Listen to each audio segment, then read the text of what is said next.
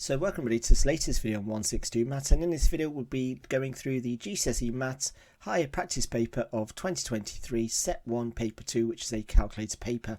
Now as always there'll be a copy of the paper in the description below for you to download and have an attempt at, which I strongly recommend you do before watching through this video as we go through the answers. So let's get started on this practice paper Set 1 Paper 2, which is a calculator paper. So looking at question 1, it says 3 of the angles of the quadrilateral are 100 degrees, 100 degrees and 80 degrees, and the question is asking us to work out the size of the fourth angle.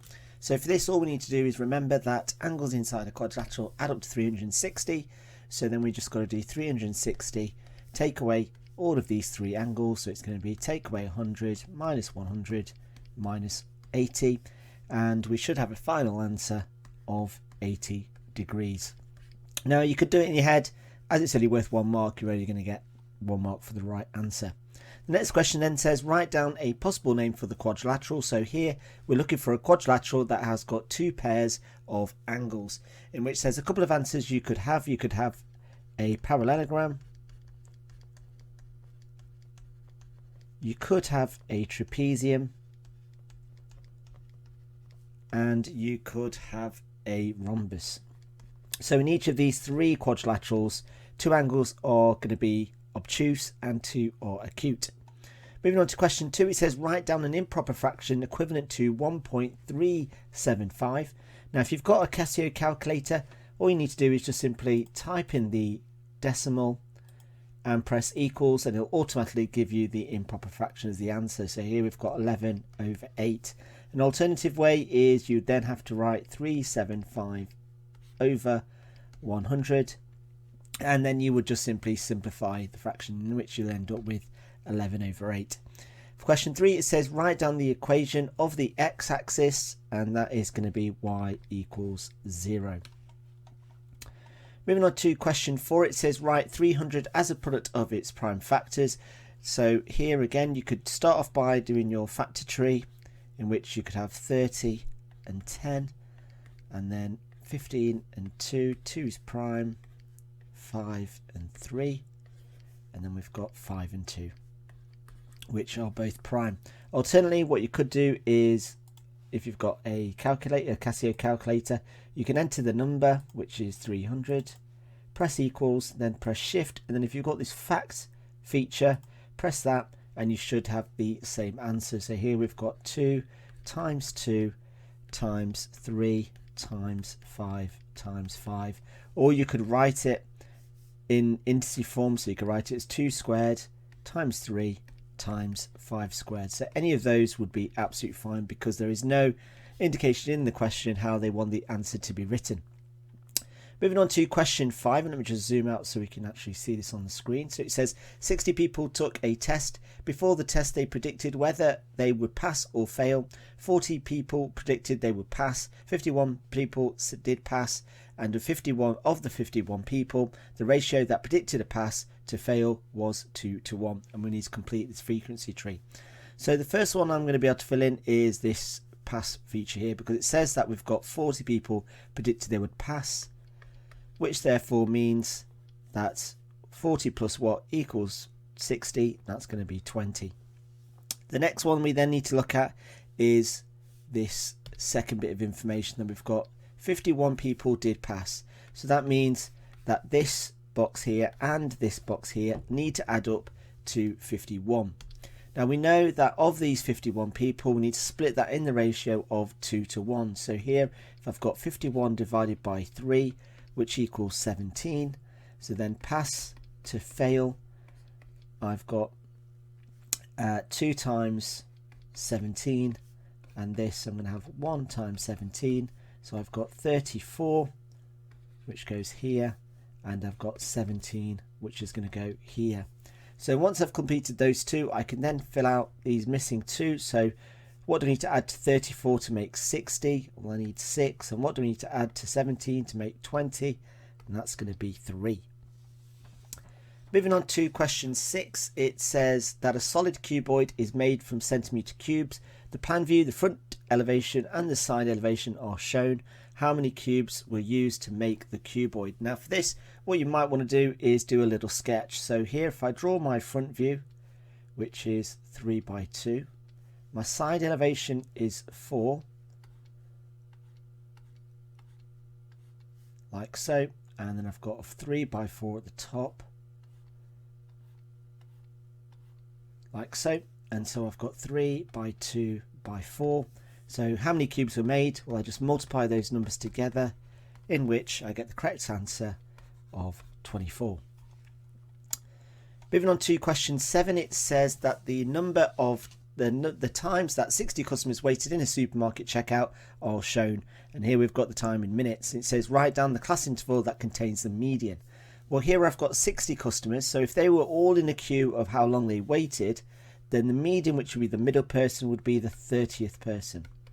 So that's what I've got to find. So the first 18 are in the first band, the next 10 are in the second band, so our 30th person is going to be in our third group. I just need to write down the intervals using the correct inequalities, and there is my final answer. The next question then says the manager of the supermarket says that over 90% of our customers wait less than 8 minutes. Does the data support the statement? So 90% wait, or they're saying that it's less than 8 minutes, 90% of customers wait less than 8 minutes. So let's have a look at what the less than 8 minutes is going to be. Well, that's going to be 12 plus 16 plus 10 plus 18, and that gives me an answer of 56. So if I then do 56 over 60, multiply that by 100, and I get an answer of 93.3 recurring. And so is the manager's statement correct? Well, yes, and here is my evidence to support it. Moving on to question 8, it says that we need to work out the size of angle X. So again, it's going to be using SOHCAHTOA trig because we've got right angle triangle. So I'll label my triangle with the components. So I've got H, theta, and A. So that's going to be cos. So cos theta equals A over H. So then I've got cos of X equals 7 over 12. So X equals the inverse cos of 7 over 12. And if I type that into my calculator, I get an answer of 54.3 degrees, and that's been rounded to 1 decimal place. Next question then says work out the length of Y. So again, using SOHCAHTOA trig, theta is my 42. This is going to be my adjacent, and this is going to be O. So I'm going to be using tan. So I've got tan 42 equals Y over 35. So Y equals 35 tan 42. Type that straight into my calculator, and I get an answer of 31.5, and that's been rounded to 1 decimal place.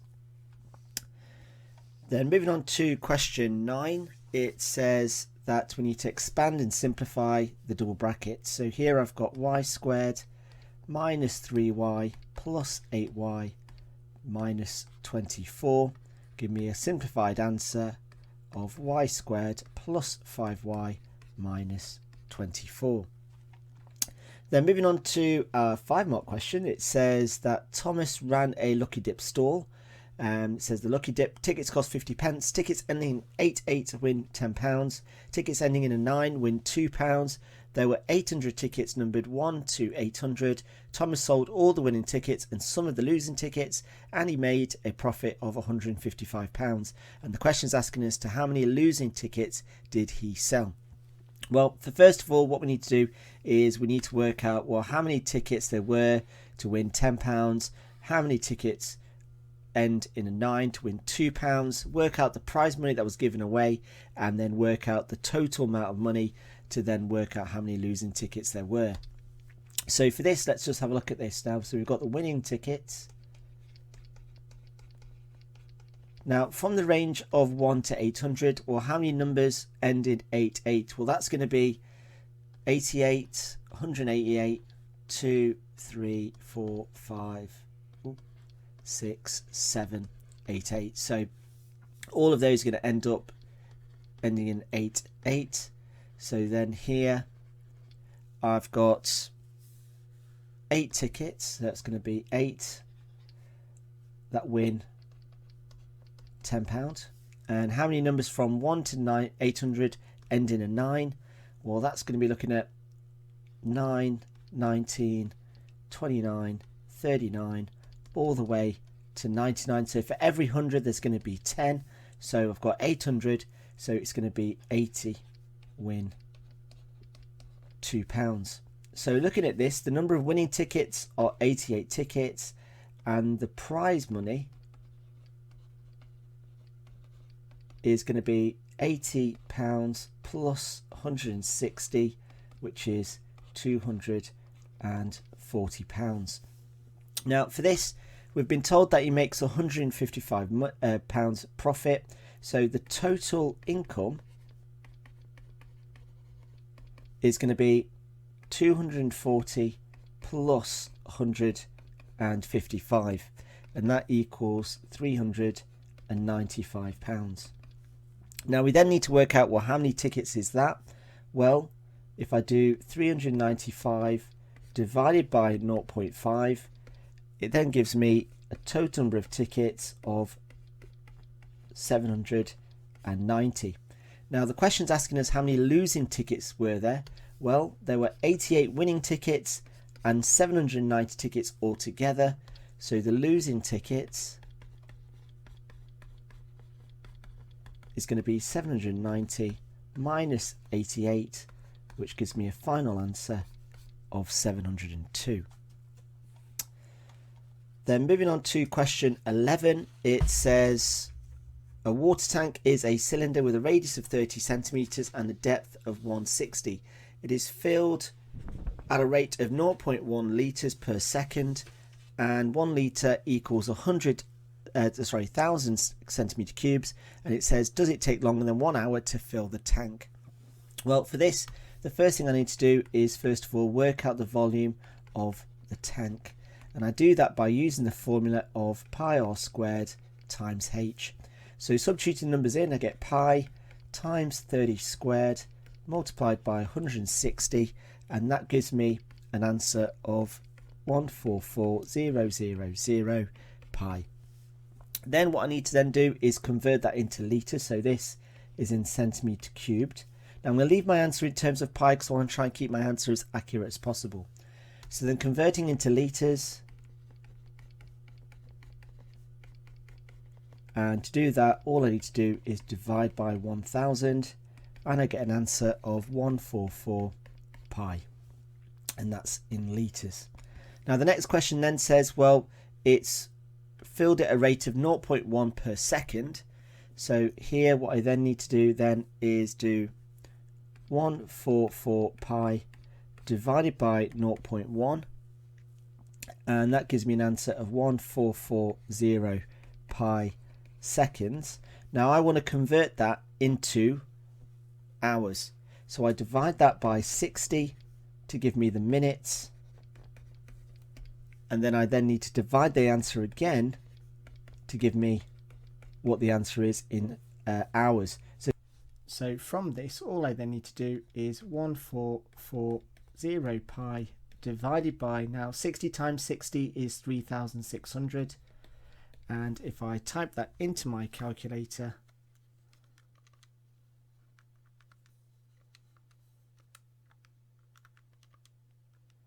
I get an answer of 1.2566, and that's going to be hours. So does it take longer than 1 hour? Yes, it does. Then you can just write as 1.2566 is greater than 1. Moving on to question 12, it says that work out the equation of a line that is parallel to the line y equals 4x minus 1 and passes through minus 1, 1. So for this, there's a couple of ways which you can do this. Well, if it's parallel, then it means it's going to have the same gradient. So that means that m is going to equal 4. Now, the equation I'm going to use, because I know the coordinate, is going to be y minus y1 equals mx minus x1 to give me the equation of a line, and which we get y minus 1 equals 4x plus 1, because a minus and a minus becomes a plus. So then simplifying this, we get y minus 1 equals 4x plus 4. Take the 1 over and I end up with y equals 4x plus 5.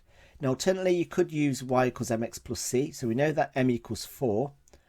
So m equals 4. So using y equals mx plus c, we use this as our value. So x equals minus 1, y equals 1. So I've got 1 equals, and it's going to be 4 times 1, minus 1 rather, plus c, in which we get 1 equals minus 4 plus c. So then c equals 5. And then from using these values and substituting it into y equals mx plus c, we get y equals 4x plus 5, which is the same answer as what I got there. Moving on to question 13, it says the table shows the running times of some films, and it says to draw a cumulative frequency graph on the grid below to represent the data.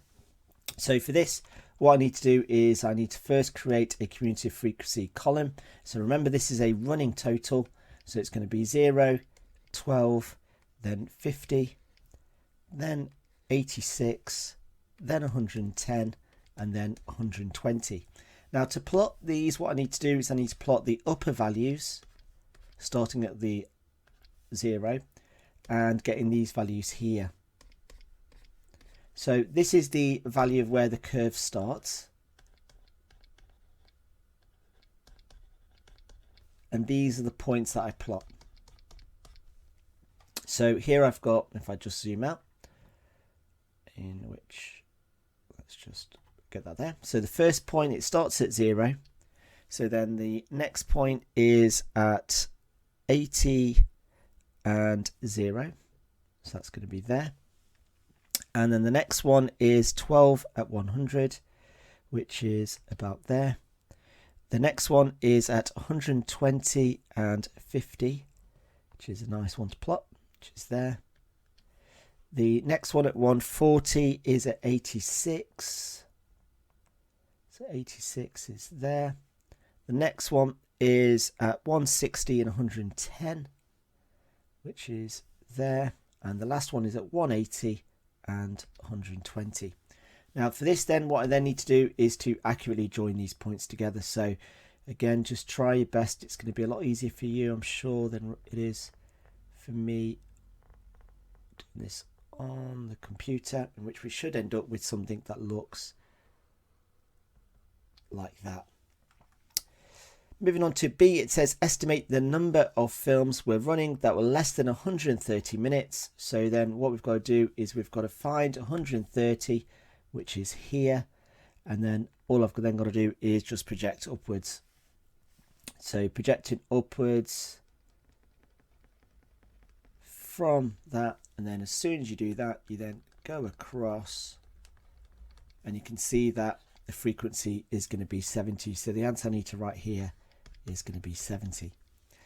Question 14, let me just zoom in because we can zoom in on this one.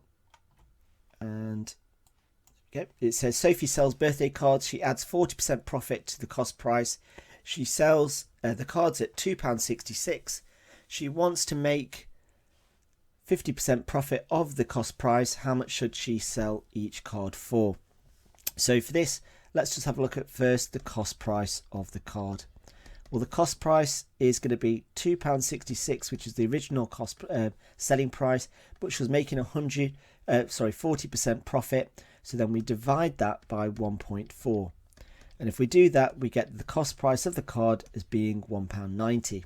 Now she then wants to make 50% profit on this £1.90. So I then do £1.90 multiplied by 1.5, and I get an answer of £2.85, which is my final answer.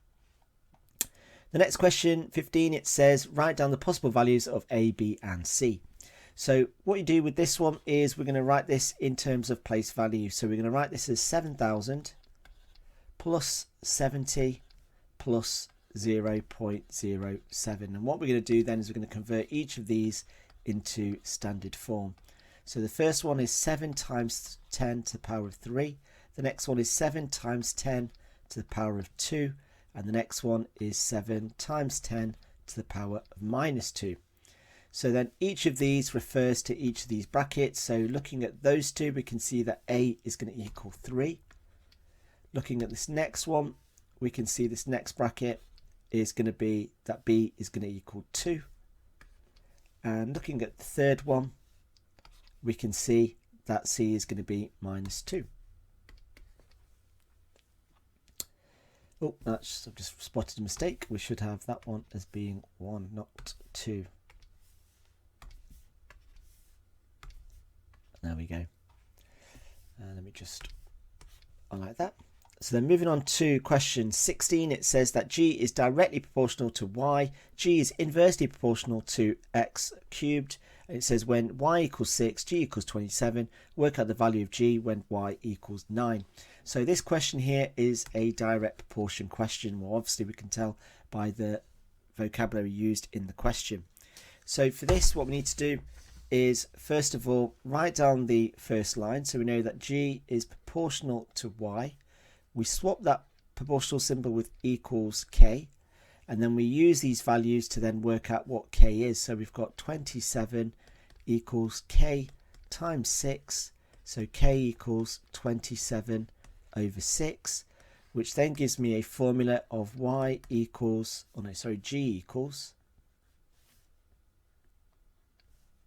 and it's going to be 27 over 6 multiplied by Y. So then from this, what I'm then going to do is substitute when Y equals 9. So when Y equals 9, G equals 27 over 6 multiplied by 9. Type that all into my calculator and I get an answer of 40.5. For the next one, it says when X equals 2, G equals 25. Work out G when X equals 10. So for this, I need to use this second bit of information. So we know that G is inversely proportional. So G is inversely proportional to, and it's X cubed. So then replacing the proportional symbol with equals K, I have this. So then I've got to substitute these numbers to find out what K is. So I've got 25 equals K over 2 cubed, which is 8. And then working out K, it's going to be 200. So then the formula then is G equals 200 over X cubed. And then substituting when X equals 10, we get G equals 200 over 1000, which gives me an answer of 0.2. Moving on to question 16C, it says which of these relationships shows Y and G. So here we got that G equals, and it's going to be 27 over 6 Y. Now this is a linear graph, so we're looking for a straight line graph, and it goes through the origin. So looking at the 4 options, which of those represents a linear equation that goes through the origin? It's going to be A. Moving on to question 17, it says that Jane asked 205 students how long it took them to travel to school. It says the results in the table show the results, and we've got our histogram. And the question's asking us to write down 2 criticisms of the histogram. Well, if I look at the histogram first and the set of data, there's a couple of things we could write here. So we could say that the horizontal axis is wrong. And you could say something along to extend that is that the bars are also, or you could say that the bars are equally or equal width, I should say.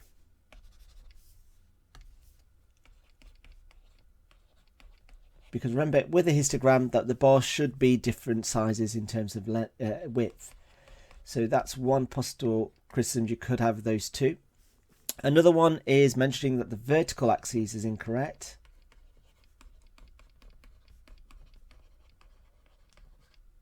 Is wrong, and that the heights are wrong as well. So anything along those lines of each of those statements would be absolutely fine to get a mark for each criticism.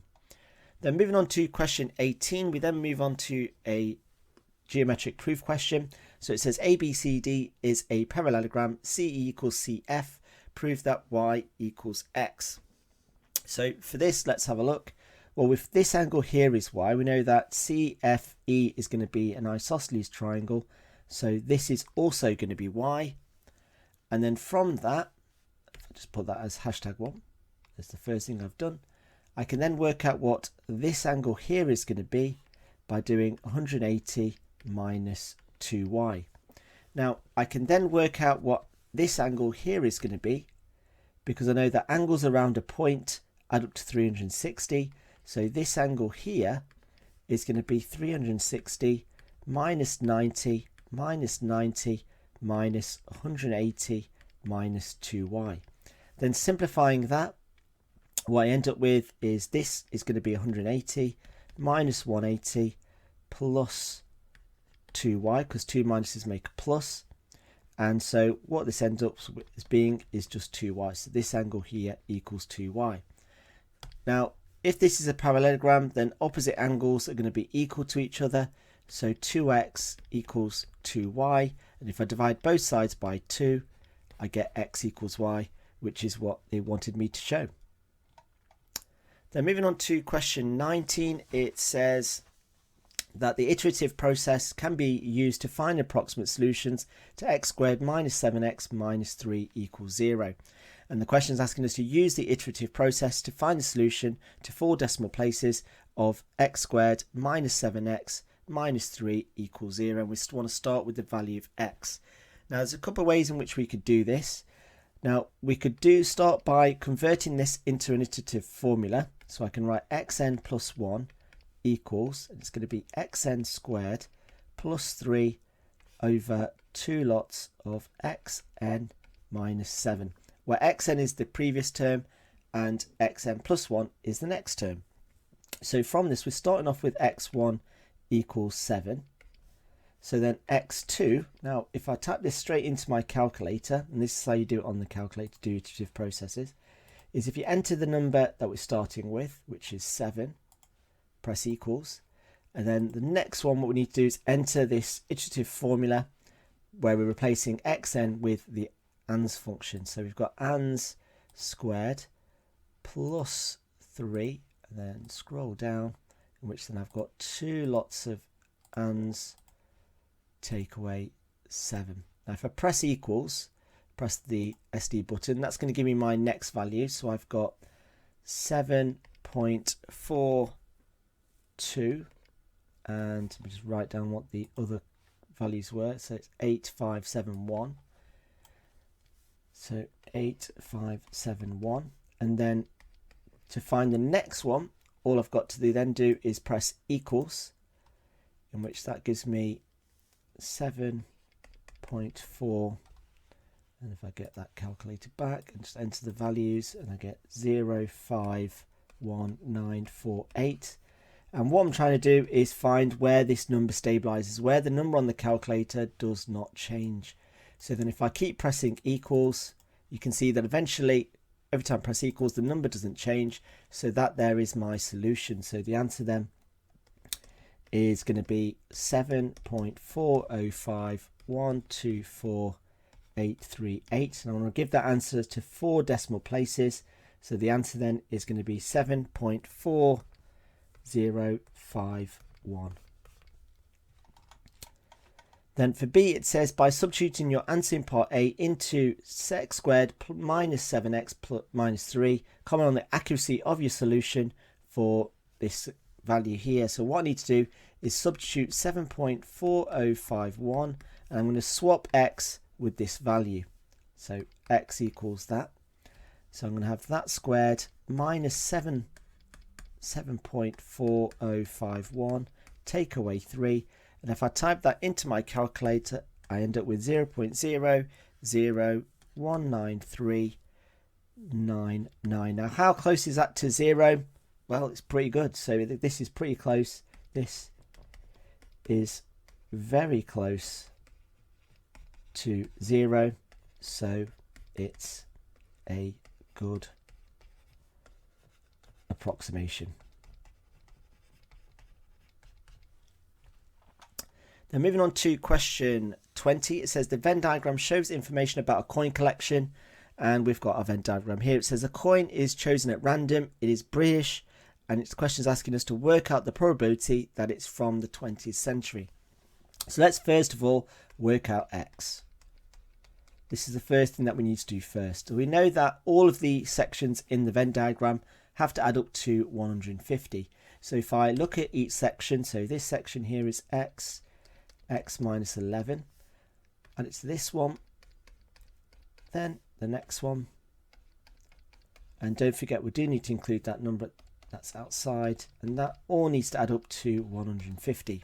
Now if I simplify all of this, what do I end up with? Well, I end up with x squared minus 11x plus 2x plus 38 equals 150. It's slowly starting to look like quadratic, so if I just simplify and make it equal to 0, I end up with this. It does factorize, so I've got x minus 16, x plus 7 equals 0. Alternately, you could have just used the quadratic formula, which you'd end up with two answers of x equals 16 or minus 7. Now x can't equal minus 7, so it can't be this. So it can't be negative.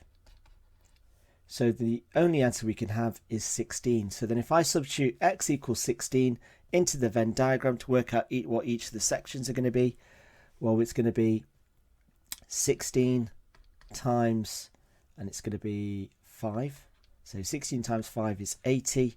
This is 16. That's going to be 18. And all of those then add up. Now the question then says we know it's a British coin. So we're only looking at this section here. So out of this section, we know that we've got 16 plus 18 coins, which is 34. And out of those 34, how many of those are 20th century? Well, it's going to be 16. So the answer then is 16 over 34. And I can simplify that that fraction as 8 over 17. So any of those two fractions would be absolutely fine, which is a lot of marks for 5 marks. Then moving on to question 21, it says that the speed time graph for a car's journey is shown, and the question says show that the acceleration, estimate the acceleration at 4 seconds. So for this, what we need to recognize that in a speed time graph, acceleration is the gradient.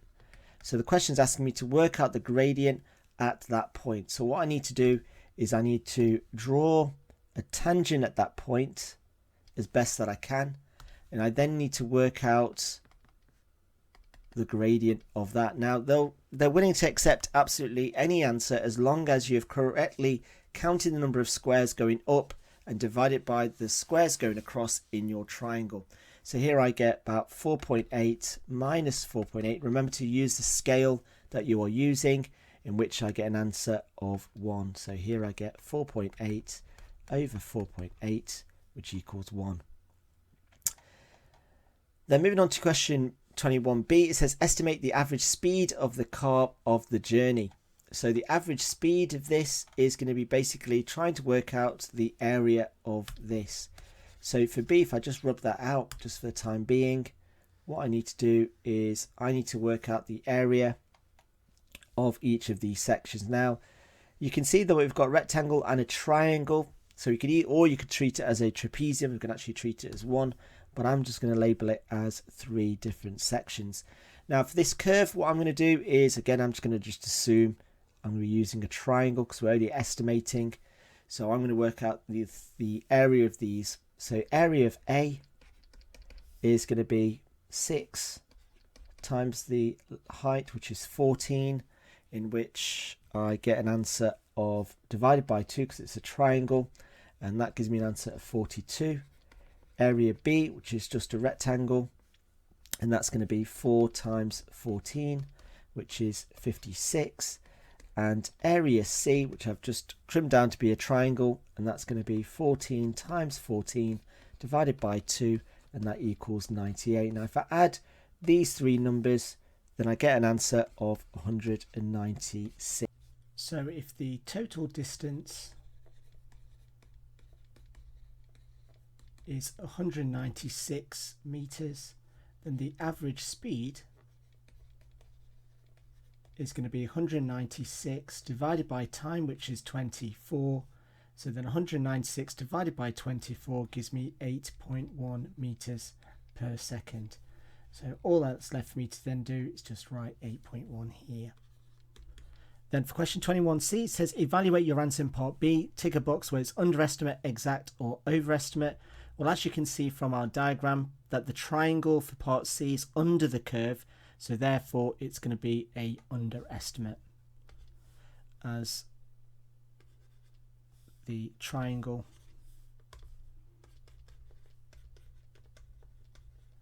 for part C is smaller or below the curve. And there we go.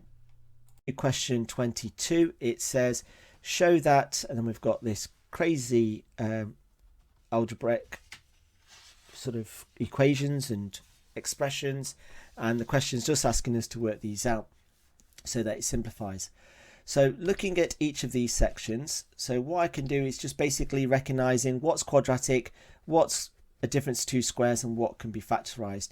So if I just label this as 1, 2, 3, 4 and 5. So 1 can be factorized by taking 2 out, so that's going to be w plus 3.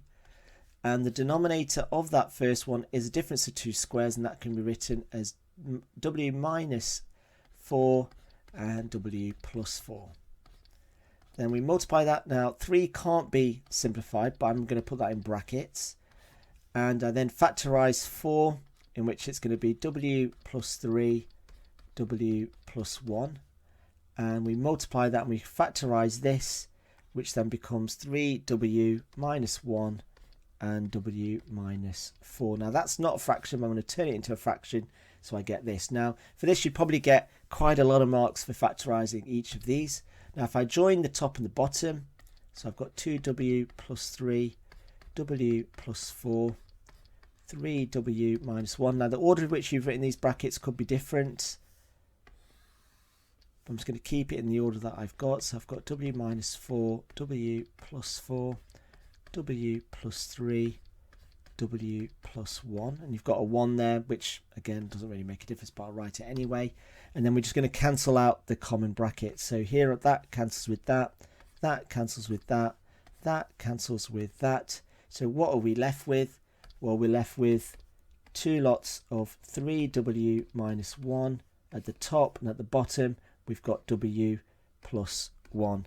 So then expanding the brackets, because there's no brackets in this explanation here, in which I get 6w minus 2 over w plus 1, and there is my final answer. So here it doesn't ask you to, but you can do. So a equals 1, b equals minus 2, c equals 1, and d equals 1.